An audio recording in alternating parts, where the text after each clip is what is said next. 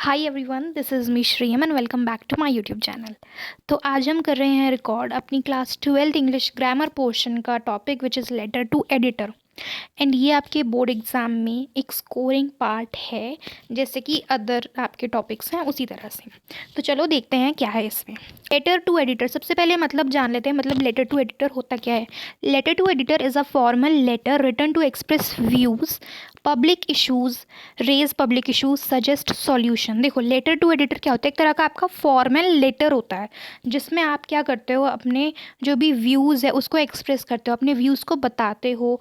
कोई public issue है तो उसे रेज करते हो ताकि वो लोगों के ध्यान में, नज़र में आए। सजेस्ट करते हो कि इसका क्या सॉल्यूशन है। फॉर एग्जांपल, कोई एक पब्लिक इशू चल रहा है अभी हाईलाइट में, एयर पॉल्यूशन, तो आप इस पे अपने व्यूज़ बताते हो एयर पॉल्यूशन पे। फिर आप बताते हो कि इसका क्या सॉल्यूशन, हम इसे कैसे ठीक कर सकते हैं।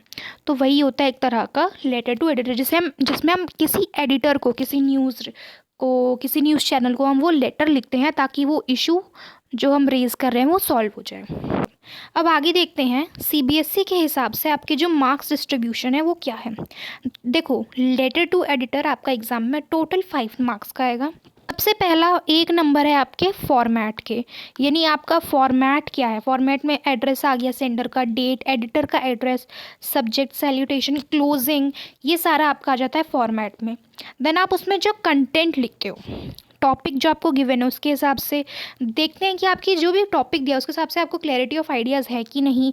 जो लॉजिकल डेवलपमेंट, एग्जाम्पल्स, ये सारी चीज़ें हम देखते हैं, वो 2 नंबर होते हैं। एंड एक्सप्रेशन यानी grammar, vocabulary, sentence structure, fluency, इन सब के आपके कितने हैं, 2 नंबर। टोटल आपके हो गए 5 मार्क्स। अब फॉर्मेट को डिस्कस करने से पहले हम कुछ इम्पॉर्टेंट टिप्स हैं जो ध्यान में रखने के लिए इम्पॉर्टेंट है, वो देख लेते हैं। सबसे पहला है, आपको अपना रियल नेम नहीं लिखना। देखो, ये बहुत ही इम्पॉर्टेंट बात है, आपको कभी भी अपना एग्ज़ाम में रियल नेम नहीं लिखना होता, ठीक है। आपको हमेशा या तो नेम गिवन होगा, और इन केस नेम नहीं गिवन है तो आप ABC या XYZ ये लिख सकते हो। आप कभी भी अपना रियल नेम नहीं लिख के आओगे।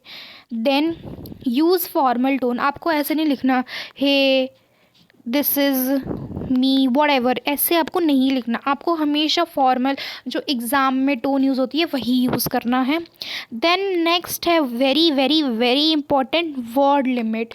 वर्ड लिमिट आपकी 120 से 150 वर्ड्स बोली है तो उतनी ही रहनी चाहिए, ये बिल्कुल भी एक्सीड नहीं होनी चाहिए। इस बात का बहुत अच्छे से ध्यान रखना, ठीक है। कुछ टिप्स हैं आपके बोर्ड एग्ज़ाम में स्कोर करने के लिए। सबसे पहला, आपको सिंपल और फॉर्मल लैंग्वेज यूज़ करना है। कोई आपको स्लैंग्स यूज़ नहीं करने, या कोई कॉन्ट्रैक्शन यानी डोंट है ना, तो आप ये यूज़ मत करो।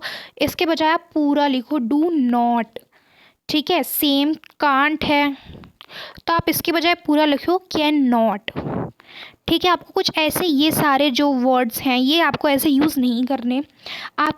आप जो भी पैराग्राफ लिखोगे, अभी मैं बताऊंगी पैराग्राफ कहाँ आएंगे, उसमें आपका पर्पस जो होना चाहिए वो एकदम क्लियर होना चाहिए, स्टेट होना चाहिए, एकदम एग्जैक्ट होना चाहिए, पता चलना चाहिए। कोई इमोशनल एग्जैगरेशन, ये सारी चीज़ें अवॉइड करना। अब कुछ है आपके मोस्ट कॉमन मिस्टेक्स जो आप अवॉइड करो। सबसे पहले इनफॉर्मल टोन तो यूज़ करनी नहीं है। सब्जेक्ट लाइन मत मिस करना, मतलब आपको जो सब्जेक्ट है वो तो लिखना ही है।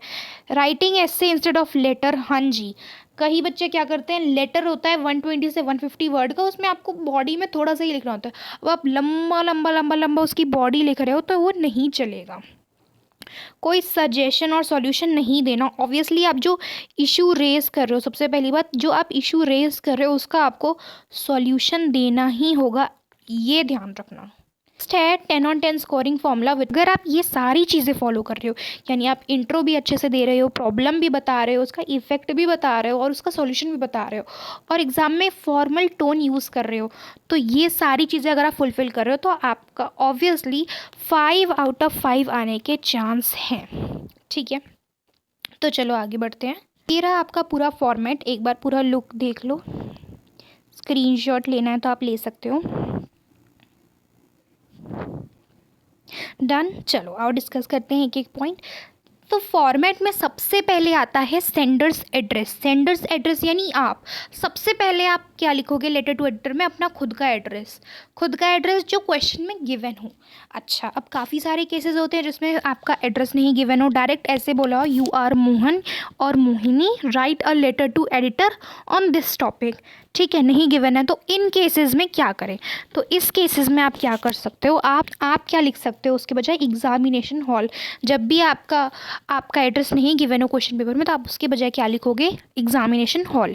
ठीक है, फिर उसके बाद हम देंगे एक लाइन का गैप, फिर हम लिखेंगे डेट। अब डेट का फॉर्मेट हमेशा आपका ऐसा होना चाहिए, सबसे पहले डेट, फिर मंथ, देन ईयर। ठीक है, ऐसे नहीं लिख के आना आपको 22-2-26, नहीं, ये एकदम गलत तरीका है, तो इस बात का ध्यान रखना।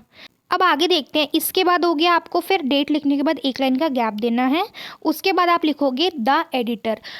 जब भी लेटर टू एडिटर लिख रहे हो, रिसीवर्स एड्रेस है ये आपका, ठीक है, रिसीवर्स किसको भेज रहे हो? एडिटर को।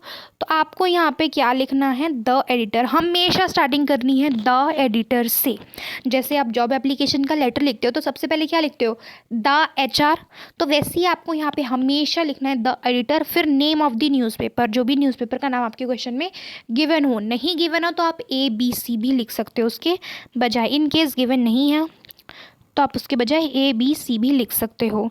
देन सिटी आप कुछ भी लिख दो, न्यू दिल्ली, पुणे, कुछ भी, जो भी आपका मन हो, जो क्वेश्चन में गिवन हो सबसे पहले आपको वो देखना है। अगर नहीं गिवन हो देन इट्स योर चॉइस। फिर लिखना है आपको सब्जेक्ट। अच्छा, अब सब्जेक्ट भी आपको 1 लाइन में ही लिखना है, क्लियर और स्पेसिफाइड होना चाहिए कि आप क्यों लिख रहे हो। 2 लाइन का आपका सब्जेक्ट नहीं होना चाहिए, इस बात का ध्यान रखना। 1 लाइन में आपका सब्जेक्ट क्लियरली पता चल जाना चाहिए डायरेक्ट। अब ये नहीं कि आप 2 वर्ड में लिख दो, नहीं, एक लाइन होनी चाहिए। ठीक है, आगे देखो, सब्जेक्ट लिखने के बाद एक लाइन का गैप दोगे, देन आप लिखोगे सैल्यूटेशन विच इज़ सर या मैम। देन उसके बाद आपका शुरू हो जाएगा बॉडी, देन आपका क्या शुरू हो जाएगा? बॉडी। अच्छा, अब बॉडी में आप कैसे लिखोगे ये देखो, सबसे पहला पैराग्राफ तो रहेगा आपका इंट्रोडक्शन का, यानी आप रीज़न क्या है आपकी लिखने का, reference to issue news, reference दोगे। ठीक है, मतलब जो भी आप जो इशू रेज करना चाहते हो उसको, उसके बारे में आपको कहाँ से पता चला, कैसे पता चला, आप पहले लाइन में तो पहले पैराग्राफ में तो आप ये बताओगे। ठीक है, आप देन पैराग्राफ 2 में अब आपने वो इशू बता दिया, अब उस इशू से क्या प्रॉब्लम हो रही है, उसके क्या क्या कॉजेज़, क्या क्या इफ़ेक्ट हैं, क्या इम्पैक्ट हो रहा है सोसाइटी पे, वो सारी चीज़ें बताओगे। सेकंड पैराग्राफ ख़त्म। फिर थर्ड पैराग्राफ में आप बताओगे कि इसके क्या अपने सजेशंस, अपने विचार को बताओगे, हम कोई सॉल्यूशन, इसका क्या सॉल्यूशन कर सकते हैं, वो थर्ड पैराग्राफ में आपने ये बताया। देन उसके बाद आपको ये भी बताना है appeal to authorities. Yes, third paragraph में ये भी एक इंपॉर्टेंट पॉइंट है कि आप उन अथॉरिटी को अपील कर रहे हो, यानी आप उन अथॉरिटी को बोल रहे हो प्लीज़ इस पर मेज़र लीजिए। ये एक इंपॉर्टेंट पॉइंट है, आपको सॉल्यूशन बताना है, उसके साथ साथ आपको अपील भी करनी है अथॉरिटीज़ को। ओके, आपकी बॉडी ख़त्म। देन एक लाइन छोड़ के आप क्या लिखोगे? Your sincerely. अच्छा, अब इसमें YOURS साथ में लिखना, ऐसे नहीं लिखना आपको YOUR', ये गलत तरीका है, ये बात का ध्यान रखना। देन इसके बाद आप लिखोगे अपना नेम, अगर गिवन है, नहीं गिवन तो ABC या XYZ व्हाट्सोएवर। देन उसके बाद डेजिग्नेशन, अगर आपकी कोई डेजिग्नेशन गिवन है, सेक्रेटरी या व्हाट्सएवर डेजिग्नेशन इज गिवन, आप वो लिख दोगे। तो अब हम कुछ पास्ट ईयर एग्जाम्पल्स को देखते हैं। ठीक है, so first question is you are Rohan a resident of Delhi. तो यहाँ पे आपका नाम भी बता दिया और आपका एड्रेस भी बता दिया। आगे देखते हैं, write a letter to editor of the Hindu expressing concern over increasing road accident due to rash driving. So यहाँ पे एक तो आपका नाम बता दिया, देन आपका एड्रेस बता दिया, प्लस एडिटर आप किसको भेज रहे हो, यानी आप कौन से न्यूज़पेपर को भेज रहे हो, उस न्यूज़पेपर का नाम बता दिया द हिंदू, और आपको बता दिया कि ये आपका सब्जेक्ट है। ठीक है, तो अब इस पर हम लिखेंगे अपना लेटर टू एडिटर। तो सबसे पहले हम आंसर देखने से पहले हम ये देखते हैं कि हम इसमें क्या क्या लिख सकते हैं। पहले हम लिखेंगे यहाँ पे एग्जामिनेशन हॉल,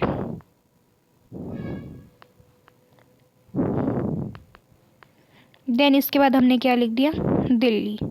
फिर मैंने छोड़ दी एक लाइन, वो लाइन के बाद मैंने क्या लिखी? डेट लिखी। मान लो आज है, मान लो 23 फरवरी।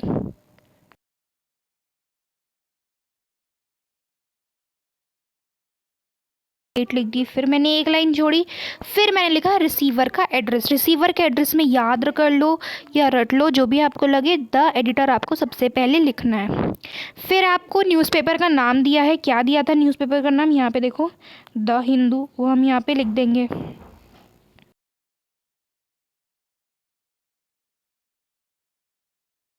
हिंदू, फिर आप यहाँ पे लिख दोगे दिल्ली, या जो भी आपका मन हो वो लिख दिया आपने। फिर आपने क्या किया, एक लाइन छोड़ा, देन आपने क्या लिख दिया, सब्जेक्ट, एक लाइन में लिख दिया। फिर एक लाइन छोड़ा, देन आपने लिखा सो या मैम, देन आपने उसके बाद अपना मेन कंटेंट शुरू किया। तो ये देखो इतना सब तो इजी है, बस मेन आपको बॉडी खुद से बना के लिखनी है। तो इसमें भी देखो इन्होंने ऐसे ही किया है। सेंडर्स एड्रेस के बजाय आप यहाँ पे क्या लिख सकते हो, एग्जामिनेशन हॉल, देन आपने लिखा डेट, डेट का फॉर्मेट देखो, देन उसके बाद आपने लिखा the editor, the Hindu, new Delhi, नाम लिख दिया आपने, रिसीवर का एड्रेस। फिर आपने सब्जेक्ट में लिख दिया rising road accident due to rash driving, ठीक है। फिर आपने लिखा सर या मैम। अब देखो 3 पैराग्राफ में डिवाइड कर दिया इन्होंने। सबसे पहले ग्राफ में इन्होंने क्या बताया, सबसे फर्स्ट पैराग्राफ में, through the columns of your esteem newspaper I wish to draw attention to the alarming rising in road accident caused by rash driving and negligent driving. ये लाइन भी याद कर लो, through the columns of your esteem newspaper, ये याद कर लो line. ये starting में आपको सबसे पहले लिखनी ही है। I wish to draw the attention to what this, आपने बता दिया, ठीक है। सेकेंड पैराग्राफ में आपने क्या बोला, every day newspaper report tragic losses of lifes due, आपने बता दिया कि मुझे इसके बारे में ऐसे ऐसे पता चला।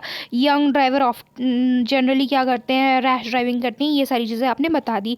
थर्ड पैराग्राफ में आपने क्या बोला कि स्ट्रिक्ट इन्फोर्समेंट, आपने बता दिया इसका रीज़न आप क्या कर सकते हो, ट्रैफिक रूल की एकदम स्ट्रिक्ट वो कर दो, इंस्टॉलेशन कर दो ऑफ स्पीड कैमरास जो होते हैं ना, आप ओवर स्पीड है तो अपने आप चलान कटता है, तो वैसा आप कर सकते हो।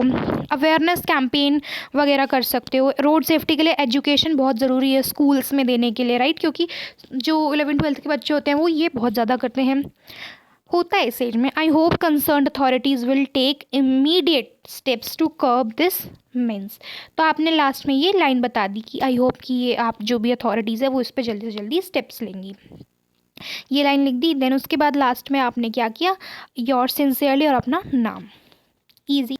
एक और एग्जाम्पल लेते हैं पॉल्यूशन पे, उतनी देर से जो मैं बोल रही हूँ ये एक रिपीटेड थीम है, बहुत ही आएगा। तो सेम आपको एयर पॉल्यूशन को लेके लिखना है। एडिटर है आपका नेशनल डेली में, तो पहला तो सेम है, सेंडर्स एड्रेस लिख दो, देन डेट लिख दो, देन एडिटर का रिसीवर्स एड्रेस, सब्जेक्ट लिख दिया, 1 2 3 पैराग्राफ कर दिए, and timely action can save lives to protect our environment, last में आपने ये लिख दिया, your sincerely a concern citizen, बस ख़त्म। सेम ऐसी एक और एग्जांपल है सोशल मीडिया एडिक्शन, ये भी एक एग्जांपल अच्छा है, रीसेंट ट्रेंड है क्योंकि बहुत ज़्यादा एडिक्शन हो रहा है। पता है एक ये इम्पॉर्टेंट क्वेश्चन जो आई थिंक सैम्पल पेपर में गिवन था किसी, तो वहाँ से मैंने ये लिया है।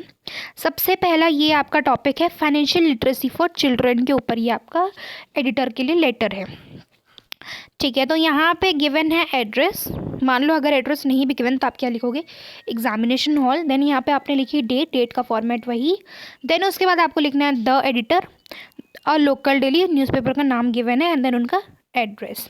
फिर आपने सब्जेक्ट में क्या लिखा, importance for financial literacy education for children, financial literacy की एजुकेशन जो होती है वो चिल्ड्रन के लिए इंपॉर्टेंट है। फाइनेंशियल लिटरेसी मतलब कि आपके फाइनेंशियल वगैरह के बारे में जो नॉलेज है वो होनी चाहिए बच्चों की।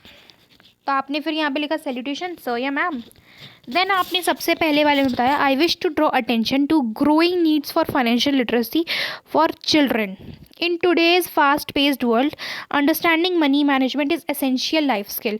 फाइनेंशियल लिटरेसी में आपने बताया कि ये इसकी इंपॉर्टेंस है क्योंकि आपको मनी मैनेजमेंट, सही से पैसे को कैसे मैनेज करना है, ये बहुत ही ज़रूरी है, चाहे आप यंग हो चाहे आप अडल्ट हो।